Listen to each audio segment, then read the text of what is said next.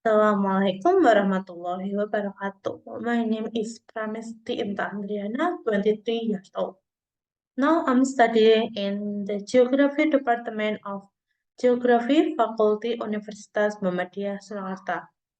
On this occasion, I will present the result of my research entitled Analysis of Shelters for Flood Disaster Management in Central Klaten and South Klaten District. The background of the research is Klaten Regency have managed hydrometeorological natural disaster based on the data from the Klaten Regency Central Bureau of Statistics. Several hydrometeorological natural disasters that have occurred in Klaten district is flood are the most frequent disaster within 5 years. The rapid population has led people to needing a decent place to live. However, the limited amount of land makes people choose to build houses or create the settlements in areas that not supposed to be. As a result, people who live their areas are affected by natural disasters that occur in the place where they live. And the purpose of the research is to analyze the distribution of houses that can be used as temporary shelters when a disaster. Number two is to analyze the capacity and carrying capacity of the area that can be used as a temporary shelters. The methods that are used is qualitative analysis methods, and this analysis, the qualitative analyst is expected to answer the research objective regarding the distribution of the potential shelters for potential hosts for shelters, when a disaster occurs. The analysis method they are used is overlay, and then the nearest neighbor analysis, and carrying capacity and support capacity of the settlements. Tools and material that I use is divided into two types, is primary data and secondary data. In this table is the data that I use for this research. And this formula that I use for the carrying capacity and population capacity analysis. The research flow, I starting from the preparation data and then survey at the location, input into the Excel and display X and Y in at ArcGIS. And then I do the nearest neighbor analysis. For the carrying capacity, I use the potential area that I take from the land suitability, and then I count the settlement carrying capacity, population capacity, and then I count the population capacity allowance. The result is the shelter that I found is 313 in Klaten Selatan and 340 at Central Klaten. The physical building conditions such as roof, wall, and ceramic that I found in those houses and facilities that are have from the houses is electricity, sanitation, water source, and kitchens.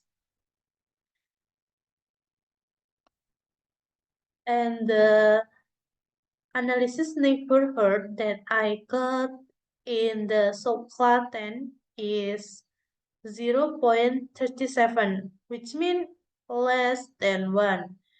And the distribution is a cluster. with a z-score value of minus 18.90, less than 1.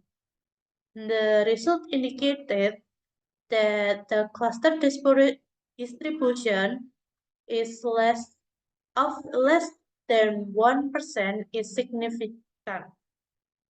And then in the Central Klaten or Klaten Tengah, the nearest triplet ratio that I got is 0.47, which means less than 1, or the distribution is cluster with a z-score value of minus 15.26. The results indicate that the chance of clustering distribution of less than 1% is significant. Based on the table, the both districts have GDPM value less than 1. This means the two sub-districts can still accommodate the settlement for population living in the sub-district. And then the population capacity that I got is 66 and 785 people can live in Klaten Selatan. And then in Klaten Tengah, the capacity can obtain is 46 and 251 people can live there. And then we got the conclusion. The field survey produced a map of distribution shelter that can use for flood disaster management in Klaten and Klaten Selatan subdistrict is 300, I'm sorry, 300, 100, I'm sorry, is 313 and 340. The whole subdistrict has a distribution pattern as a cluster. Number 2, Klaten Selatan has subdistrict. I'm so sorry. Klaten Selatan subdistrict has a settlement carrying capacity level of 1.67, and Klaten Tengah subdistrict has a carrying capacity level above 1.10. Based of the calculation, both subdistrict can accommodate people until